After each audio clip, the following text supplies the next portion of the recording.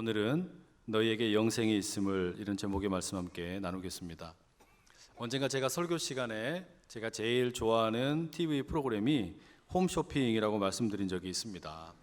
이 홈쇼핑은 아주 마력이 있습니다. 어마어마한 상상 초월하는 힘이 있죠. 순식간에 광고하는 그 물건에 푹 빠지게 만들고 지갑에 카드 꺼내서 금방 긁게 만듭니다. 그런 식으로 제 판단력을 한번 이렇게 마비시켰던 제품이 있는데 이 디지털 카메라였습니다. 그냥 카메라가 아니고 카메라에 MP3 플레이어에 보이스 레코딩 이런 기능들이 복합적으로 사용할 수 있는 그런 제품이었습니다. 게다가 이게 안젤리나 졸리라는 아주 예쁘고 유명한 배우가 어떤 영화에 들고 나온 제품이다 그러니까 왜 그렇게 더 좋아 보이든지 저도 모르게 그냥 긁어버리고 말았어요. 신학생이 무슨 돈이 있다고 10개월 할부로 그냥 긁었습니다. 명목은 이것 가지고 우리 딸 찍어줘야지 이런 생각으로 긁었습니다. 그런데 지금은 그렇지 않지만 당시에는 이런 멀티 기능 제품 써보면 여러 가지 기능이 가능은 한데 하나도 제대로 되는 경우가 별로 없더란 말이죠. 사진을 찍으면 좀 예쁘게 나와야 되는데 이 조명이 조금만 어두워도 잘 나오지 않고 하나 이렇게 마음에 들지가 않는 겁니다. 어떻게 했을까요? 구입하고 나서 한참 후회했습니다. 내가 이거 뭐하러 샀지? 이런 생각 들어가지고 결국은 집안 어딘가에다가 방치를 해놔가지고 쓸쓸하게 먼지가 가득 쌓이다가 바깥 어두운 곳으로 버려져서 슬피 우는 운명이 되고 말았습니다. 여러분, 이게 저에게만 있는 일이 아니고 여러분들 집에도 다 있는 일입니다. 그러지 않으세요? 오늘 예배 마치고 집에 가셔서 이 장롱 한번 열어보십시오. 1년 내내 한 번도 입지 않는 옷들이 있으실걸요. 1년이 아니라 아마 2년, 3년이 가도 한 번도 입지 않는 옷들, 그냥 모셔놓은 것들 꼭 있습니다. 입자니 유행이 좀 지나간 것 같고 버리자니 아깝고 그런 옷들 우리 꼭 있지요. 말하자면 가지고 있지만 활용하지 못하는 그런 물건들이 우리에게 꼭 있습니다. 이런 안타까움이 지금 사도 요한이 목회하는 이 교회 성도들에게도 있었습니다. 무언가를 얻기는 얻었지만 이거를 누리지를 못하는 겁니다. 무언가를 가지고 있기는 하지만 이거를 누리지를 못하는 안타까운 일이 벌어지는 겁니다. 그게 뭘까요? 생명 혹은 영생이라는 것이죠. 사도 요한이 이제 오늘 드디어 요한일서 이 편지를 마무리하는 장면으로 우리를 끌고 들어갑니다. 그런데 영생을 얻었지만 영생을 누리지 못하는 안타까움, 이 성도들의 그 안타까움에 대해서 오늘 이 본문의 마지막에 우리에게 들려주고 있다라는 겁니다. 본문 13절 이렇게 말합니다. 내가 하나님의 아들의 이름을 믿는 너희에게 이것을 쓰는 것은 너희로 하여금 너희에게 영생이 있음을 알게 하려 함이라. 내가 이 글을 왜 썼냐? 이 글을 쓴 이유는 예수님이 그리스도이심을 믿는 여러분에게는 영생이 있다라는 것을 알려주기 위해 썼습니다. 이 말입니다. 사도 요한은 요한일서를 기록한 목적만 이렇게 말하지 않고 요한복음을 기록한 목적도 동일하게 말합니다. 내가 왜 요한복음을 기록했냐? 내가 왜 요한일서를 기록했냐? 그 이유는 이 글을 읽는 여러분들이 예수님이 그리스도이심을 믿는다면 여러분 안에 영생이 있다라는 것을 알게 하고 싶어서 그 목적 때문에 이 편지를 썼다라고 말하죠. 예수님이 그리스도이심을 믿는다라는 것, 그것에 대해서 더 잘 설명하기 위해 지난주에 우리는 3가지 증언자가 있다라는 내용도 살펴보았습니다. 물과 피와 성령께서 예수님이 그리스도이심을 증언한다라는 그런 내용이었죠. 여러분, 우리가 세례를 받으면 머리에서부터 물이 뚝뚝뚝뚝 떨어지게 되죠. 이 물들이 그냥 떨어지는 것이 아니라 그 물이 떨어짐과 함께 우리에게 증언을 하는 겁니다. 요한아, 예수님은 그리스도이시다. 이렇게 증언을 한다라는 겁니다. 이 물의 증언을 듣고 우리는 예수님이 그리스도이심을 믿게 됩니다. 그리고 성도가 된 후에 이제 우리는 때때로 성찬에 참여하게 됩니다. 예수님의 몸과 피를 먹게 되는 것이죠. 그 현장에서 피가 우리에게 증언합니다. 요한아, 예수님이 너를 위해 십자가에서 죽으신 하나님의 어린 양이란다. 이 피의 증언과 함께 우리는 때때로 흔들리던 믿음을 다시 다잡고 예수님을 그리스도로 붙들게 됩니다. 이렇게 물과 피의 증언에 참여하는 가운데 성령께서는 우리 안에 내적인 확신을 주십니다. 증언해 주신다는 말이죠. 요한아, 예수님이 그리스도이시단다. 그분이 너에게 생명, 영생을 주셨다. 이 사실을 알려주기 위해 요한일서 그리고 요한복음을 기록하였습니다. 그런데 여러분, 이 마지막 편지의 마지막에서 이 사도 요한이 꼭 하고 싶은 이야기가 있었습니다. 영생을 얻는 것도 중요하지만, 영생이 있다라는 것을 아는 것도 중요하지만, 그것만큼이나 더 중요한 게 뭐냐? 이 영생을 누리는 일이다라는 것이죠. 편지를 마무리하면서 사도 요한은 성도들에게 영생을 얻은 만큼이나 영생을 누릴 줄 알아라 라고 이야기한다라는 겁니다. 안타까운 사실은 오늘도 많은 성도분들 가운데 자신 안에 있는 영성, 이 어떤 영생을 얻은 이 감격을 누리지를 못하고 사는 분들이 참 많이 있습니다. 예수님을 그리스도로 믿음으로 인해서 영생이 주어졌는데 이게 정말인지, 이게 진짜인지 가짜인지 확인하다가 시간 다 보내버리고 누리지를 못한다라는 말이죠. 여러분, 예를 들어보면 이런 겁니다. 우리는 자동차 운전을 하기 위해서 운전면허증을 취득을 하지요. 그리고 나서 자동차를 구입을 합니다. 그러면 그 자동차 엔진도 좋고 타이어도 튼튼하고 인테리어도 좋고 너무너무 좋아요. 그런데 그 자동차를 그냥 주차장에다가 가만히 두기만 하면 어떻게 됩니까? 이건 쓸모없는 일이에요. 자동차를 그냥 얻어서 그대로 두는 데 목적이 있는 것이 아니라 운전을 해야지요. 자동차를 몰고 달려나가야지요. 그래야 그 자동차를 얻은 바 소기의 목적을 달성하는 거 아닙니까? 돈도 마찬가지입니다. 우리가 열심히 최선의 노력을 다해서 성실하게 일하여 돈을 모읍니다. 그런데 어떤 분들은 돈을 모을 줄만 알고 쓸 줄을 모르는 분들이 계세요. 어떻게 쓰는 것이 바람직한 소비인지, 어떻게 쓰는 것을 하나님이 기뻐하시는지 이걸 잘 모르는 분들이 계시는 겁니다. 그래서 그냥 돈을 쌓아놓기만 하는 분들이 계신다는 말이죠. 방법이 있습니다, 여러분. 저에게 가져오십시오. 제가 대신 다 써드릴게요. 좋은 데다가 다 써드릴게요. 말하자면 가지고만 있지 말고 누려야 될 것들이 있다는 말입니다. 마찬가지로 우리에게 주어진 구원이 그렇고, 우리에게 주어진 생명이 그렇고, 우리에게 주어진 영생이 그렇다라는 말입니다. 예수 그리스도를 믿음으로 인해서 나에게 주어진 이 값진 보배, 이 값진 선물을 그냥 묵혀두지 마시고 끄집어내서 날마다 누리실 수 있는 우리 모든 성도님들 되시기를 간절히 축복합니다. 여러분, 마태복음 25장에 보면 그 달란트 비유가 나오지요. 거기에 보면 주인이 어디 타국으로 떠나면서 이 종들에게 달란트를 맡깁니다. 5달란트, 2달란트, 1달란트를 맡깁니다.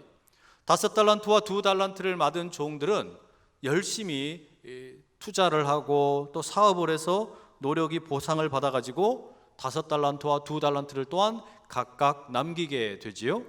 주인이 이제 한참 후에 돌아와서 결산을 합니다. 그리고 이 5달란트와 2달란트를 맡겼던 사람들을 칭찬합니다. 주인이 기뻐합니다. 그리고서 뭐라고 이야기합니까? 주인의 즐거운 잔치에 참여하라 라고 말합니다. 반면에 1달란트를 받은 사람은 주인으로부터 책망을 듣게 됩니다. 꾸지람을 듣게 됩니다. 그런데 여러분, 왜 1달란트를 받았던 사람을 주인이 책망합니까? 그 책망하는 이유가 뭐예요? 돈 이익을 남기지 못했다라고 책망하는 겁니까? 그게 아닙니다. 이 1달란트를 받은 사람에 대해서 주인이 책망하는 이유는 그가 마태복음 25장 18절 이렇게 했기 때문에 그래요. 1달란트 받은 자는 가서 땅을 파고 그 주인의 돈을 감추어 두었더니, 이 종은 그 주인으로부터 1달란트 고귀한 선물을 받았는데 고스란히 그것을 땅을 파가지고 다 감추어 두었습니다. 가려둔 거예요. 여러분, 이게 뭘 말하는 겁니까? 하나님께서 그에게 선물을 주셨는데 이 선물을 그냥 감추어 둔 겁니다. 이것은 선물을 귀하게 여기지 않았다라는 말입니다. 하나님께서 나에게 선물을 주셨는데 이 선물에 대해서 별로 값진 것으로 생각을 하지 않는다라는 말이죠. 여러분, 우리가 영생을 누리지 않는다라는 게 마치 그런 겁니다. 영생을 얻기는 얻었는데 누리지 않는다. 왜 누리지 않을까요? 혹시 그거 창피해 하는 것은 아닙니까? 내가 구원을 받았다라는 거 누리지를 않습니다. 왜 누리질 않아요? 창피해 하기 때문은 아닙니까? 내가 교회 다닌다라는 게 창피하기 때문에 누리지 못하는 거 아니냐 이 말이에요.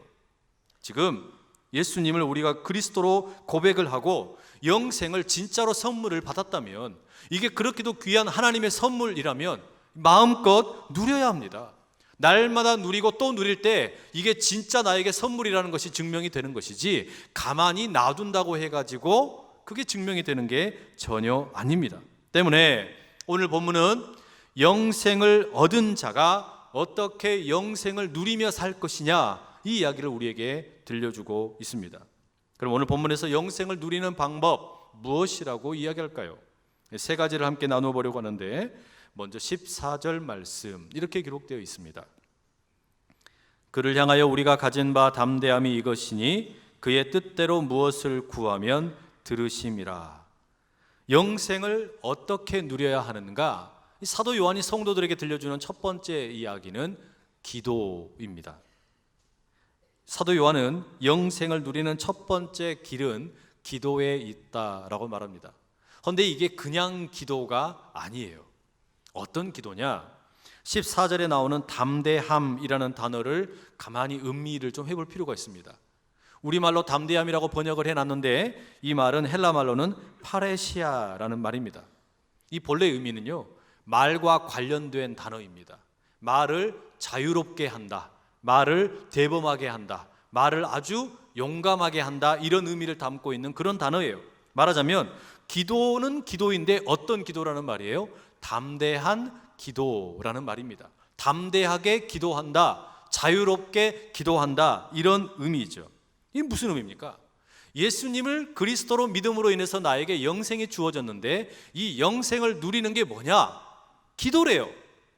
담대한 기도라고 말합니다. 이건 무슨 이야기냐면, 영생을 받은 자에게는 특별한 특권이 주어지게 되는데, 하나님 앞에서 쩔쩔매는 것이 아니요, 하나님 앞에서 말 못해서 벙어리가 되는 것이 아니요, 하나님을 아빠, 아버지라고 부르며 담대하고 친근하게 자유롭게 말할 수 있는 그런 기도의 능력이 주어진다라는 말입니다. 이걸 누리라는 거예요. 예수님이 그리스도심을 믿음으로 영생이 주어졌으면 이런 담대한 기도가 여러분에게 있기를 간절히 축복합니다. 이 친밀한 상태이기 때문에, 하나님과 내가 친밀한 상태를 누리기 때문에 이런 특권을 마음껏 누릴 수가 있다는 말이죠. 게다가 하나님 뭐라 그러시냐? 하나님의 뜻대로 무엇이든지 구하면 그거 다 들어주신다고 말씀합니다. 하나님 뜻대로 우리가 무엇이든지 구하면 하나님 좋으신 아빠, 아버지께서 무엇이든지 응답을 해 주시겠다라는 겁니다. 이게 담대한 기도의 유익입니다. 내가 하나님 뜻대로 구하기만 하면 이게 하나님에게 응답이 되고 하나님께서 기뻐하시는 일이 될 수 있다라는 것이죠. 여러분, 이 담대한 기도, 또 하나님 뜻대로 구할 때 응답해 주시는 기도, 여러분 이걸 우리가 어떻게 이해를 하면 좋을까요? 이 부모와 자녀 사이를 한번 생각을 한번 해보십시오. 제 딸과 제 아들은 제가 이 교회에서 근무하는 사무실에 얼마나 대범하고 담대하게 들어오는지 모릅니다. 비밀번호를 어떻게 알았는지 띡띡띡띡 누르고 그냥 문을 벌컥 열고 들어와요. 무서워하지를 않습니다. 대범하게 막 들어옵니다. 그러나 다른 아이들은 제 사무실에 그렇게 못 들어오겠죠? 그렇게 막 문 열고 못 들어오겠죠? 왜 그렇습니까? 다른 거 없습니다. 제 새끼가 아니기 때문에 그래요. 이 아이들은 제 아이들이기 때문에 저와의 관계 가운데 친밀함이 있습니다. 사귐이 있는 거예요. 그러니까 아무런 문제 없이 그냥 벌컥벌컥 막 문을 열고 들어오는 겁니다. 그리고 하고 싶은 이야기 다 합니다. 별별 이야기를 다 해요. 어제는 아들이 저에게 뭐라고 말하냐면 크리스마스 선물로 뭔가를 갖고 싶다고 벌써부터 이야기를 합니다. 아직 10월도 안 됐는데 벌써부터 크리스마스 선물을 달라 그러는 거예요. 엄마가 이제 막 꾸중을 하죠. 야, 크리스마스는 예수님 생신인데 왜 네가 선물을 달라고 그러냐, 이렇게 막 꾸중을 했죠. 소용없어요. 담대하게 그냥 요구를 합니다. 다른 집 아이가 만약에요, 저에게 와가지고 크리스마스 선물 주세요 하고 지금 이야기하면 어떻게 될까요? 아마 피차간에 상당히 곤란하지 않겠습니까? 아주 애매한 일이 생기는 거예요. 그러나 제 아들이 그렇게 이야기했기 때문에 얼토당토 않는 일이지만 일단 귀를 기울이는 겁니다.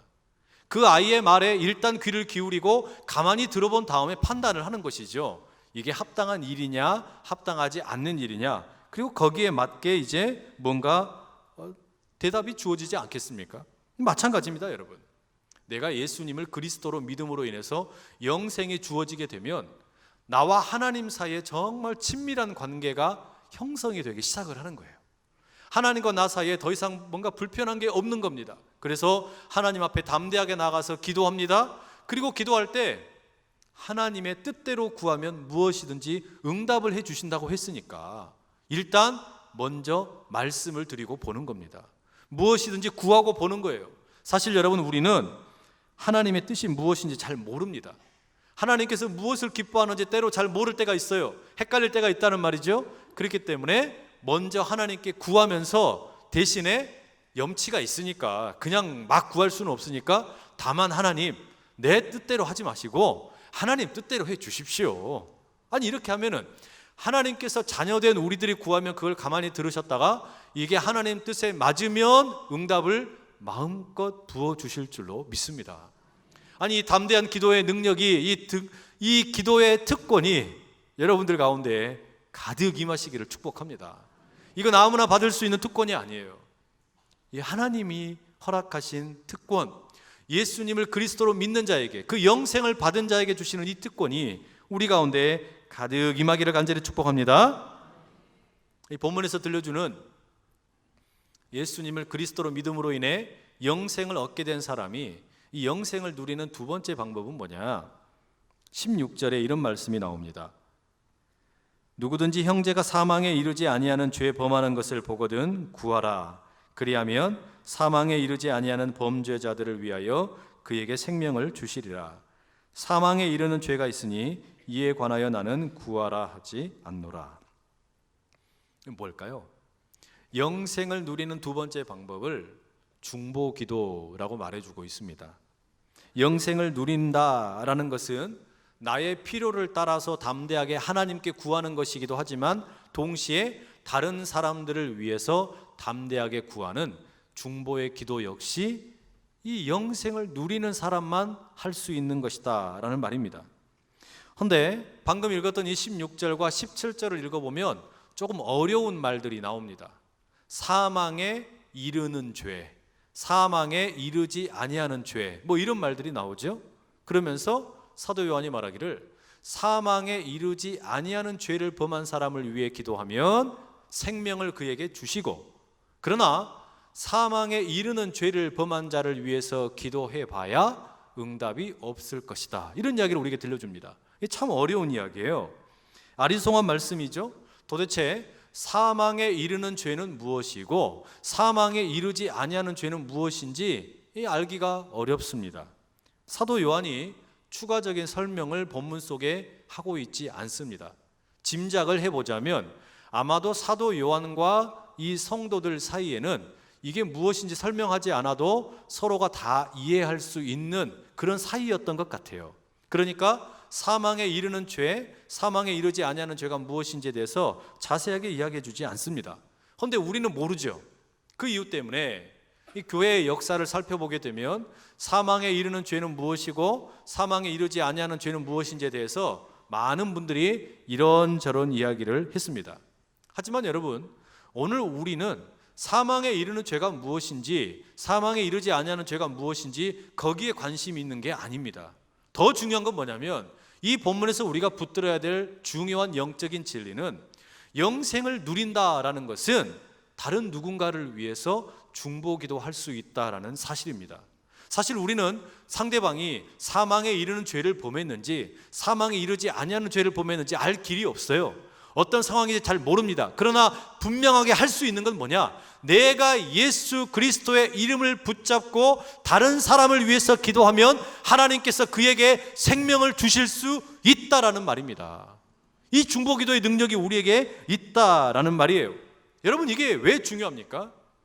만약에 여러분 우리에게 진짜 영생이 있다면, 나에게 진짜 생명이 있다면 이거 힘들어하는 사람에게 나누어 주고 싶지 않을까요? 내가 엄청나게 큰 질병에 걸렸었는데, 내가 정말 문제가 생겨가지고 너무나 아픈 일이 많았는데 뭔가 약을 먹었더니 깨끗이 나았다. 그런데 이것과 동일하게 비슷한 증상을 앓고 있는 사람이 있어요. 그럼 어떻게 합니까? 그 사람에게 이 약 소개시켜주고 싶지 않습니까? 마치 그거와 똑같습니다. 내가 예수님을 그리스도로 믿음으로 인해서 영생이 내게 주어지게 되었는데, 그래서 내 안에 있던 마음의 공허함, 평안하지 못했던 것들, 또 많은 질병들, 이런 것들이 예수 그리스도의 이름으로 해결이 되었어요. 그런데 나만 그런 줄 알았더니 주변에 돌아보니까 마음이 매몰된 사람들, 마음이 그냥 지옥 같은 사람들, 또 몸이 아픈 사람들, 여러 가지 수없이 많은 사람들이 우리 주변에서 신음하고 있는 것을 보는 겁니다. 그래서 그들을 위해서 뭐 하는 거예요? 중보 기도의 자리로 들어가는 겁니다. 뭐 하는 거냐? 죽어가는 그들을 예수라는 생명나무에 접붙임을 시도하는 겁니다. 예수라는 엑기스 한번 먹어봐. 예수라는 이 생명나무에 한번 접붙임을 당해봐. 그러면 당신도 살 수 있어. 여러분, 이게 중보기도 아닙니까? 이 중보기도의 능력이 우리 가운데 나타날 수 있기를 간절히 축복합니다. 사실 지난 몇 주 동안 제가 이 환절기 기간을 겪으면서 이 고질적인 비염 때문에 고생을 좀 했습니다. 다른 때는 괜찮아요. 그런데 희한하게 새벽 기도 시간만 되면은 재채기도 좀 나오고 콧물이 막 줄줄 흐르는 겁니다. 그러다 보니까 새벽 기도 시간에 설교를 하는데 콧물이 흐르니까 얼마나 창피해요. 그러니까 계속 어떻게 합니까? 막 이러면서 막 땡겨 넣는 거죠. 그러면 여러분, 이걸 듣고 있는 분들은 어때요? 설교를 듣는 건지 콧물을 먹는 건지 막 헷갈리는 지경이 되는 거 아닙니까? 그러다 보니까 많은 분들이 제가 너무 안쓰러웠는지 약을 주셨어요. 어떤 분은 알약으로 양약을 주시고, 어떤 분은 한약으로 만들었다고 코에다가 삥기면 좋다고 이런 것도 주시고, 또 어떤 분은 뭐 면역에 좋은 거라고 주시는 분들도 계셨어요. 이것저것 먹었더니 여하튼 많이 좋아졌습니다. 근데 섞어서 먹다 보니까 무엇이 진짜 효과가 있는 건지는 모르겠어요. 하여튼 무엇이 됐든지 간에 아무튼 제가 여러분 감동을 했겠습니까? 안 했겠습니까? 감동을 꽃배기로 했지요. 너무나 감사했지요. 아프지 말아야겠다라는 생각을 하면서 이게 중보기도의 능력이구나 라는 것을 제가 체험을 했습니다. 우리는 누군가를 위해서 기도를 하는데, 이 기도를 하면요, 그 기도를 통해서 하나님께서 우리 안에 있는 이 생명을 그에게 나누어 주십니다. 하나님께서 우리 안에 있는 영생, 예수님을 그리스도로 믿는, 그래야 내게 주어진 이 영생을 내가 다른 사람을 위해서 기도할 때 하나님께서 그에게 이 생명을 흘려보내시더라는 말이에요. 여러분, 이거 얼마나 귀한 일입니까? 이거 너무너무 귀한 일이죠. 나는 그냥 기도했을 뿐인데, 내가 한 거 뭔가 특별한 게 없는데 단지 연약한 이를 위해서 기도했을 뿐이고, 몸이 아픈 사람을 위해서 기도했을 뿐이고, 어려움에 있는 사람을 위해서 기도했을 뿐인데 하나님께서 그 기도를 들으시고 어마어마한 일을 행하신다라는 거예요. 이 놀라운 은혜의 자리에, 이 중보기도의 자리에 멋지게 참여하실 수 있기를 간절히 축복합니다. 왜냐하면요, 예수님께서 사셨던 삶이 이런 중보의 삶이었기 때문입니다. 다 죽을 수밖에 없는 죄인들이었는데 우리 주님께서 이 땅에 오셔가지고 우리 모두를 중보자가 되셔서 하나님께로 이끌어 주셨습니다. 하나님의 자녀가 되게 해주셨다라는 말이에요. 그런데 우리는 그 예수 그리스도를 믿습니다. 그러니 우리도 예수님처럼 중보자의 삶으로 초청을 받고 있다라는 말입니다. 내 안에 있는 이 영생, 내 안에 있는 이 생명은 나 혼자 누리라고 주신 것이 아니라 내가 누군가를 위해서 기도할 때 다른 이에게도 흘러 들어가는 놀라운 능력이 되는 줄로 믿습니다. 사실 여러분, 지금 우리가 가만히 보면 이 중보기도가 필요한 곳이 한두 곳이 아니에요. 우리가 살고 있는 이 땅만 해도 얼마나 우리의 기도를 필요로 하는 곳이 많은지 모릅니다. 지금 우리 한반도 남과 북이 전쟁의 위기에 놓여 있는 것처럼 심각하게 여러 가지 많은 말들이 나옵니다. 이제 곧 평창 동계올림픽이 열리는데 외국의 많은 나라들 가운데서 안전의 문제가 해결되지 않으면 동계올림픽에 참여하지 않겠다라는 나라들이 있답니다. 잔치는 열어놨는데 동네 사람들이 오지를 않겠다는 거예요. 안전의 문제 해결되지 않으면 안 온다는 겁니다. 여러분, 어떻게 해야 됩니까? 우리가 이 일을 위해서 함께 기도하는 주님의 백성들 되실 수 있기를 축복합니다. 북한의 미사일을 무력화시켜 주시고 남한과 북한이 평화로운 통일을 이루어낼 수 있도록 하나님 도와주십시오. 하나님, 우리 안에 있는 이 영생, 우리 안에 있는 이 생명의 기운이 이 한반도를 덮게 하여 주십시오.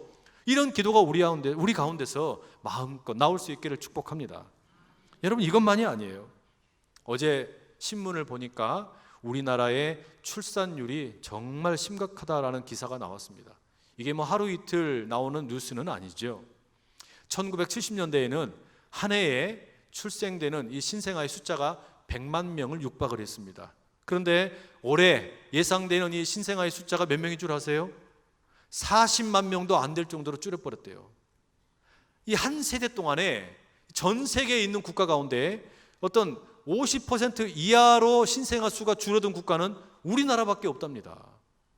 100만 명이 넘는 신생아들이 태어나던 나라가 50만이 아니고 40만도 아니고 30만대로 지금 줄어들 만큼 신생아들이 숫자가 줄어들고 있다는 거예요. 여러분, 어떻게 하면 좋겠습니까? 기도해야죠. 그리고 2명, 3명, 4명 마음껏 좀 많이 낳으실 수 있기를 축복합니다. 아멘이 잘 안 나올 줄 알았어요.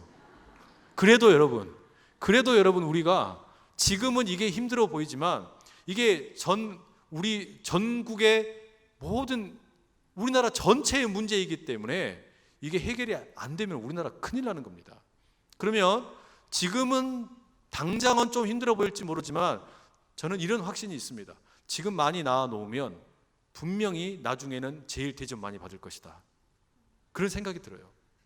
우리가 지금 여러 가지 여건들을 개선시켜가고 정부에서 육아도 책임져 주고 그러니까 힘내서 가능한 분들은 많이 낳으실 수 있기를 축복합니다. 이 중보기도 제목이에요. 이것만이 아닙니다. 멕시코 지진의 현장 수많은 사람들이 죽어가고 있고요. 시리아의 난민들, 또 우리가 병원에 가보면 얼마나 아픈 사람들 많이 있습니까? 우리가 금요 철야 시간 되면은 함께 그 환우들을 위해서 기도합니다. 암 환자를 위해서, 또 뇌경색 환자를 위해서, 다양한 환자들을 위해서 기도하는데 이 기도의 필요를 느끼는 분들이 너무너무 많다는 말이에요. 그 자리에 중보자로 서서 내 안에 있는 이 생명, 내 안에 있는 이 영생, 이것이 다른 사람에게 나누어지는 그 아름다운 영생을 누리는 삶이 여러분 모두 가운데 마음껏 펼쳐질 수 있기를 간절히 축복합니다. 이 본문을 통해서 하나님께서 들려주시는 영생을 누리는 마지막 방법 이렇게 들려주십니다. 18절 말씀인데요. 하나님께로부터 난 자는 다 범죄하지 아니하는 줄을 우리가 아노라. 하나님께로부터 나신 자가 그를 지키심에 악한 자가 그를 만지지도 못하느니라. 여러분, 영생을 누리는 마지막 방법은 악한 자와의 싸움에서 이기라라는 겁니다. 악마와의 싸움에서 이기는 것이 우리가 영생을 누리는 방법이라는 겁니다. 이 말씀에서 우리가 좀 유심히 봐야 될 것은 18절부터 20절까지 반복되는 표현이 있습니다. 그게 뭐냐면 우리가 아노라, 우리가 아노라, 우리가 아노라, 이런 표현이 계속해서 반복이 돼요. 언급을 해보자면 이렇습니다. 18절에는 하나님께로부터 난 자는 다 범죄하지 아니하는 줄을 아노라. 하나님의 아들이 우리를 지키심을 아노라. 악한 자가 우리에게 손도 대지 못함을 아노라. 19절에는 우리는 하나님께 속함을 아노라. 또 세상은 악한 자 안에 처한 것을 아노라. 20절에 가면 하나님의 아들이 우리에게 지각을 주심을 아노라. 우리로 참된 자를 알게 하심을 아노라. 우리가 예수 그리스도 안에 있음을 아노라. 예수님은 참 하나님이요 영생이심을 아노라. 여러분, 지금 사도 요한이 편지를 마무리하면서 왜 이렇게 반복을 해가면서 우리가 안다, 우리가 안다, 우리가 안다라는 이 이야기를 이렇게 길게 할까요? 그 이유는요, 아군과 적군을 구별할 줄 알아라 라는 말입니다. 내가 도대체 누구에게 속해 있는 자이냐, 내가 아군이 누구냐, 그것을 알고 아군들과 함께 적군들을 물리쳐 이기라라는 이야기를 한다라는 말이죠. 그게 무슨 말입니까? 내가 영생을 누린다라는 것은, 예수를 그리스도로 믿는다라는 것은 내게 주어진 이 영생을 동일하게 가지고 있는 이들과 함께 악한 세력들과 맞서 싸우며 살아가는 것이 진정한 영생을 누리는 거라는 이야기예요. 이 영생을 누리는 은혜가 여러분 모두 가운데 있기를 축복합니다. 그래서 18절이 뭐라고까지 이야기합니까? 우리 안에 영생이 있기 때문에, 내 안에 우리 주님이 주신 생명이 있기 때문에 악마가 우리에게 손도 대지 못한답니다. 내 안에 있는 이 영생, 이 생명 때문에 악한 사탄 마귀가 나를 건들지도 못한다라는 거예요. 여러분, 이 은혜가 우리에게 주어졌으니까 이제 이것을 나 혼자만 가지고 있는 것이 아니라 우리가 함께 연합해서 이 세상 가운데 하나님의 뜻을 거스리는 악한 악마의 세력들을 이기는, 이 전쟁 가운데서 이기는 삶을 살라라고 말하고 있다는 말이죠. 사랑하는 성도 여러분, 기억하십시오. 예수 그리스도의 생명이 내 안에 있기 때문에 나는 악한 자로부터 온전히 자유함을 얻은 자입니다. 그리고 이것을 다른 이들과 함께 연합하여서 이 죄를 이기고 사탄을 이기는 믿음의 백성들로 살아가실 수 있기를 간절히 축복합니다. 그렇기 때문에 이 영생은 우리에게 무기입니다. 그 무엇과도 바꿀 수 없는 무기예요. 그런데 때때로 우리가 아군과 적군을 헷갈려가지고 이 아름다운 영생의 무기를 엉뚱한 데다가 쓰는 경우들이 있어요. 이 영생의 무기를 자기 자신을 학대하는 데다가 쓰는 사람이 있단 말입니다. 영적으로 스스로를 학대하는 겁니다. 또 때때로는 우리가 이 영생의 무기를 가지고 내 옆에 있는 형제와 자매를 괴롭히는 데 쓰는 경우들이 있어요. 또 심지어는 내가 믿는다고 하면서 영생의 무기를 가지고 이 믿음의 공동체 교회를 흔들어 버리는 경우들이 있습니다. 나아가서는 한국 교회 전체를 와해시키는 옳지 않은 일들을 행할 수도 있다라는 말입니다. 바로 그런 이유 때문에 사도 요한이 이 편지를 마무리하면서 마지막 21절에 다소 특이하게 끝냅니다. 자녀들아, 너희 자신을 지켜 우상에게서 멀리하라. 여러분, 편지를 좀 끝내는 게 이상하죠. 편지를 마무리할 때는 여러분 안녕히 계세요, 여러분에게 은혜와 평강이, 하나님께서 주시는 그 모든 기쁨이 가득하시기를 축복합니다, 뭐 이렇게 끝나야 될 거 아니에요? 근데 요한 1서는 정말 독특하게 끝납니다. 그냥 자녀들아, 너희 자신을 지켜 우상에게서 멀리하라, 이러고 끝나버리는 거예요. 여러분, 이게 무슨 의미일까요? 이게 이런 겁니다. 당신 안에 예수님을 그리스도로 믿음으로 인해서 영생이 주어졌다면, 영생을 얻었다면 이제부터는 그 영생을 누리며 살아라.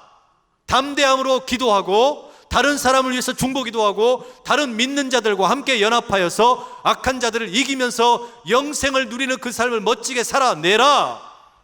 그걸 부르고 있는 겁니다. 그 이야기를 하는 거예요. 그래서 뭐라 그래요? 자녀들아, 너희 자신을 지켜 우상에게서 멀리하라.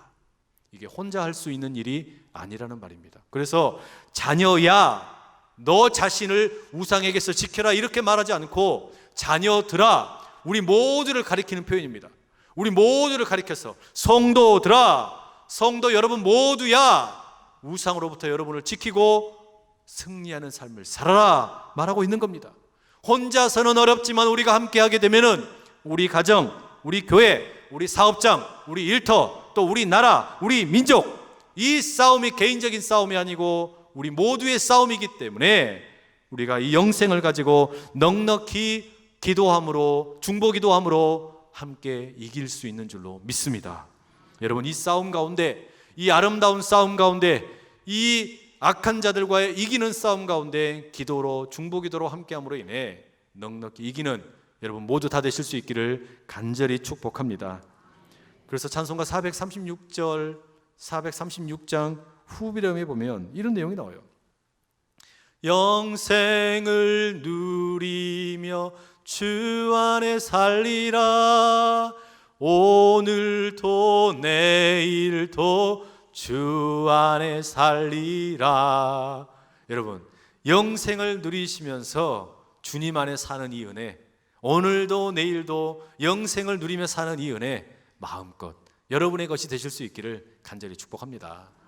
우리 시간에 같이 함께 한번 기도하면 좋겠는데요, 하나님께서 내가 예수님을 그리스도로 믿었더니 선물로 주신 이 영생, 얻은 것으로 기뻐하지 말고 이것을 이제 누리며 살아가는 내가 되게 하여 주시옵소서. 담대한 기도로 나가게 하여 주시고 다른 어려워하는 누군가를 위해서 중보하는 자가 되게 하여 주시고 함께 연합하여 승리하며 나가는 아름다운 하나님의 사람 되게 하여 주시옵소서. 우리 그 마음의 소원을 가지고 주여 힘있게 세 번 외치고 기도하며 나갑니다. 주여, 주여, 주여. 사랑하는 아버지 하나님, 예수님이 그리스도이심을 믿는 우리에게 영생을 주시고 이 영생을 그냥 담아두는 것이 아니라 마음껏 누리며 살 수 있도록 은혜 허락하여 주시니 감사합니다. 하나님 앞에 벌벌 떨며 나가는 것 아니요 하나님의 자녀가 되어 아버지 하나님이여 너무나 친근하게 담대하게 나아가 기도할 수 있게 도와주시고, 나아가 아버지 하나님 우리가 다른 누군가를 위하여 생명을 흘려보낼 수 있는 중보기도의 삶을 살게 해주시고, 우리 모두가 함께 연합하여서 악한 자들을 이기고 마귀를 이기고 승리하도록 초청하여 주시니 감사합니다. 주여, 이 길을 살아가는 동안의 날마다 우리 주님 붙잡고 아름다운 영화로운 길 걸어갈 수 있도록 은총 더하여 주시옵소서. 아버지로 인하여 살게 하여 주시옵소서. 사랑하는 아버지 하나님, 우리에게 영생을 선물로 주시고 그 영생을 마음껏 누리는 삶을 허락하여 주시니 감사합니다. 담대한 기도와 중보기도, 그리고 악을 이김으로 주님께서 기뻐하시는 영생을 누리는 우리 모두가 다 되게 하여 주시옵소서. 거룩하신 예수 그리스도의 이름으로 기도드립니다. 아멘.